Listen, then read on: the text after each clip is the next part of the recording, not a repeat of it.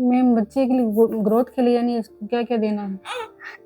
अभी तो वैसे बच्चा बहुत छोटा है और ये तो अभी 8 ही दिन की है। बच्चे की सबसे ज्यादा ग्रोथ तो होती है ब्रेस्ट फीडिंग से, तो हमें बच्चे को एक्सक्लूसिव माँ का दूध देना चाहिए, क्योंकि उसमें सारे वाइटामिन है, कैल्शियम है, मिनरल्स है, इम्यूनिटी बढ़ाने के लिए जो जो अपने को फैक्टर्स चाहिए वो सभी ब्रेस्ट मिल्क में है। लेकिन एक चीज ऐसी है कि जो कि अगर हम नहीं देंगे तो जो दूध पिलाते हैं उसका कैल्शियम पूरा एब्जॉर्ब नहीं होगा, और ये है बच्चे की ग्रोथ का टाइम, क्योंकि अभी ही मैक्सिमम बोन ग्रोथ होगी। तो विटामिन डी एक ऐसी चीज है जो हम सभी में डेफिशिएंट है। अगर आप सब लोग भी अपना विटामिन डी लेवल कराएंगे तो 100% बिलो द नॉर्मल लेवल आएगा। इसीलिए इंडियन पॉपुलेशन में विटामिन डी की बहुत ज्यादा जरूरत है। इवन एडल्ट में भी विटामिन डी के कैप्सूल्स हम बहुत ज्यादा इसलिए देते हैं क्योंकि धूप में बैठना बिल्कुल बंद हो गया है, and sunlight is the most important source of vitamin D. तो ये जो छोटे छोटे बच्चे हैं, अभी कुछ ही डेज के हैं, ये भी बहुत ज्यादा धूप में नहीं बैठते, कुछ धूप तेज भी बहुत हो जाती है, और विटामिन डी की कमी की वजह से, क्योंकि इनकी सोल डाइट ही कैल्शियम है, सिर्फ मिल्क पे रहते हैं, तो ये कैल्शियम एब्जॉर्ब होना अति आवश्यक है। अगर ये एब्जॉर्ब नहीं होगा तो इनको पूरी मात्रा में कैल्शियम नहीं मिलेगा, तो जो बोन्स अभी ग्रोइंग फेज में है वो नहीं होगी, तो इनकी ग्रोथ कैसे होगी। तो बच्चों को सबसे असेंशियल है विटामिन डी देना। जब भी हम डिस्चार्ज करते हैं 8th डे 9th डे हम विटामिन डी की ड्रॉप्स देते हैं, जो कि इनको 1 ईयर तक कंटिन्यू करनी होती है। विटामिन डी की ड्रॉप्स के अलावा आप दे सकते हैं आयरन की ड्रॉप्स, लेकिन आयरन की ड्रॉप्स चालू होती है 6 मंथ्स के बाद में, जब बच्चा दूध के अलावा कुछ और भी खाना पीना शुरू कर देता है।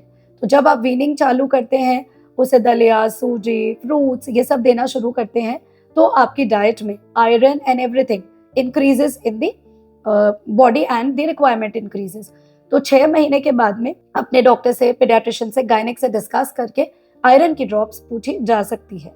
और आयरन डेफिशिएंसी अनीमिया भी बच्चों में इसीलिए कॉमन होता है क्योंकि उनकी डाइट एक्सक्लूसिवली मिल्क और मिल्क प्रोडक्ट्स के इर्द गिर्द घूमती है, जिसकी वजह से HB कम हो जाता है क्योंकि आयरन पूरा मिलता नहीं है। तो this also you can add after 6 months. इसके अलावा हम लोग देते हैं कुछ विटामिन के ड्रॉप्स। नॉर्मली ये सब हेल्दी बच्चों में जिनका एडिक्वेट बर्थ वेट था, जो अच्छे से दूध पीते हैं, परफेक्टली 9th मंथ के हैं, नॉर्मली हम रेकमेंड नहीं करते। लेकिन प्रीटर्म बेबी है, बेबी आपको लगता है कि IUGR था, वीक था, अच्छे से दूध नहीं पी रहा, अच्छे से उसका वेट गेन नहीं हो रहा, उसका ग्रोथ स्पर्ट नहीं आ रहा, तो फिर आप पीडियाट्रिशियन से डिस्कस करके विटामिन की ड्रॉप्स अपने डाइट में उसके ऐड करवा सकते हैं।